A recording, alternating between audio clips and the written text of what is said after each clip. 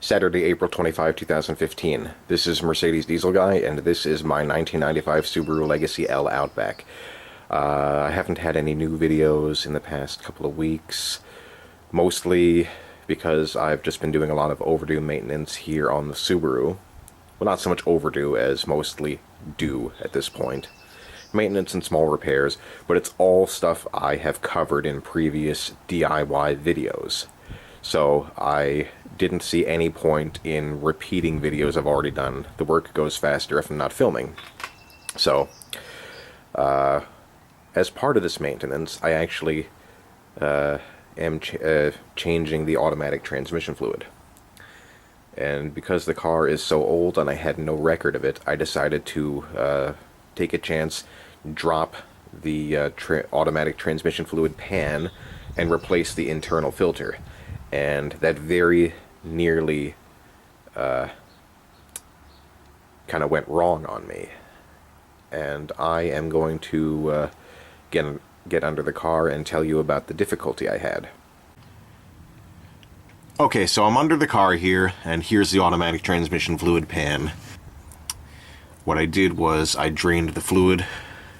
And once I got everything I could out, I released all the bolts along the side here.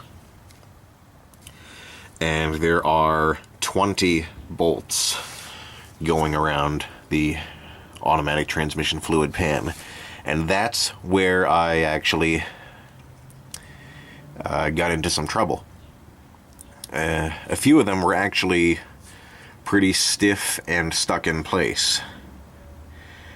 And I was able to help them along a little bit with this stuff right here. Now this is Aerocroil. This is my new go-to in terms of a penetrating oil. This stuff is very good.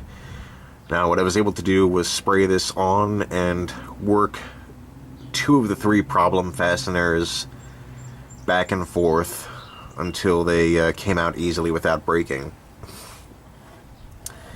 That being said, that took care of 19 out of 20 bolts on the transmission pan.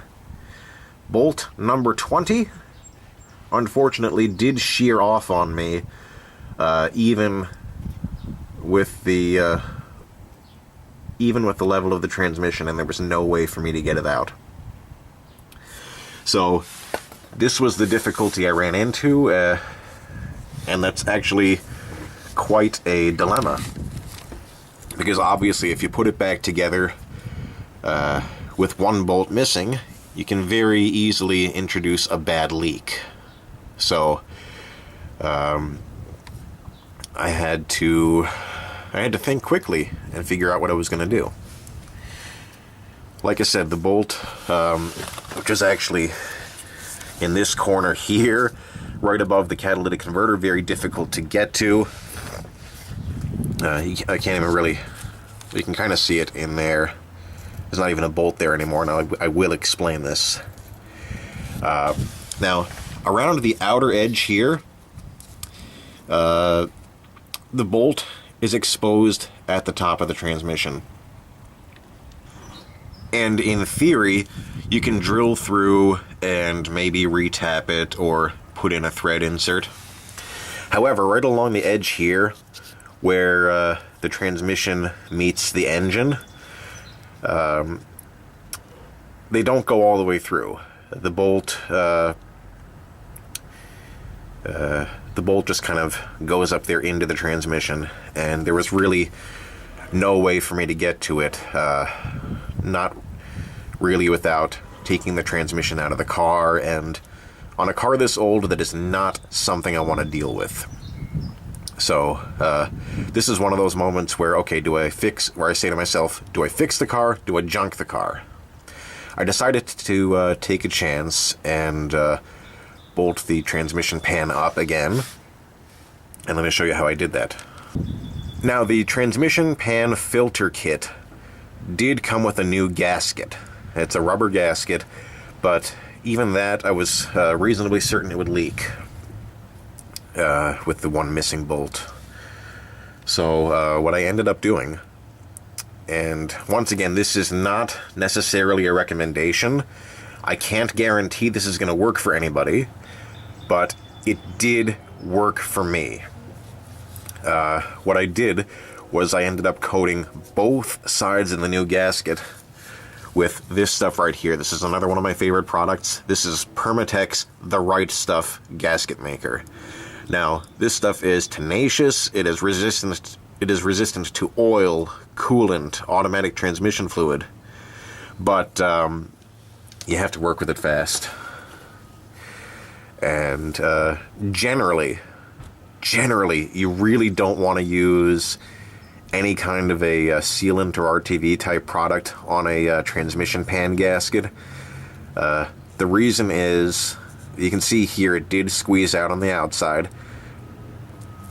You don't want any of this breaking loose inside the transmission and jamming anything. That's a huge risk to take. But given the situation I was in and had no way to reasonably remove that broken bolt, and once again, because of the poor access I have, I didn't think I would be able to get a screw extractor in there. So once again, you gotta believe me, the only way I would have gotten that bolt out would have been to remove the transmission. And like I said, on a car this old, with so many rusty fasteners, that's not something I'm even gonna attempt doing. But, like I said, I coated the gasket on both sides, bolted everything back up here,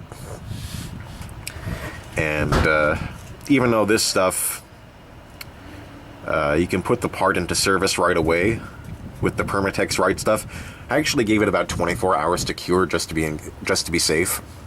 At which point I filled the transmission up 1 quart at a time, watching for leaks. And once I had it completely full, once again I kept watching. It was not leaking at all.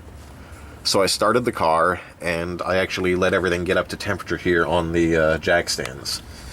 And obviously a more definitive test would be to drive the car, but I had it running here on the jack stands, and I know that the fluid was circulating out to the cooler in the radiator.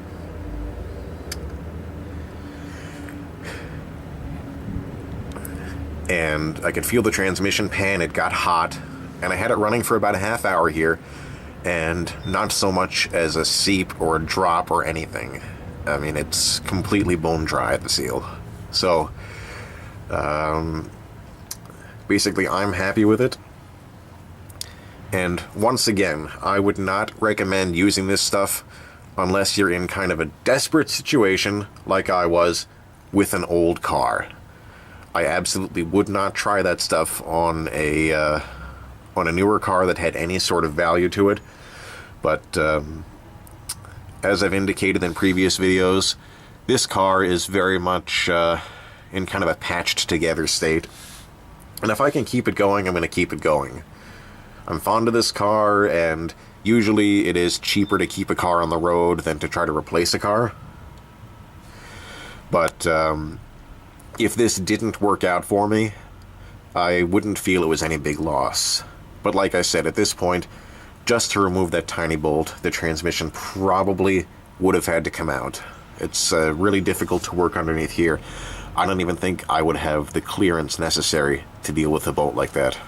So, this is one of those, I'm not necessarily advising you do this, but if you're in a desperate situation, you may want to try something like that. Just knowing beforehand that if any of this goop, breaks off inside the transmission and circulates around, it can jam stuff. It can cause you a world of problems. This is not necessarily a magic bullet. This is just one of those things where if you're careful with it and you're in, once again, a desperate situation, this may work for you. But like I said, there's a lot of risk to trying this. This is one of those things that I would try as a last resort. I did, and so far it's worked out pretty well for me. So, This is Mercedes Diesel Guy. I'm going to get back to work on other stuff now. Thanks for watching.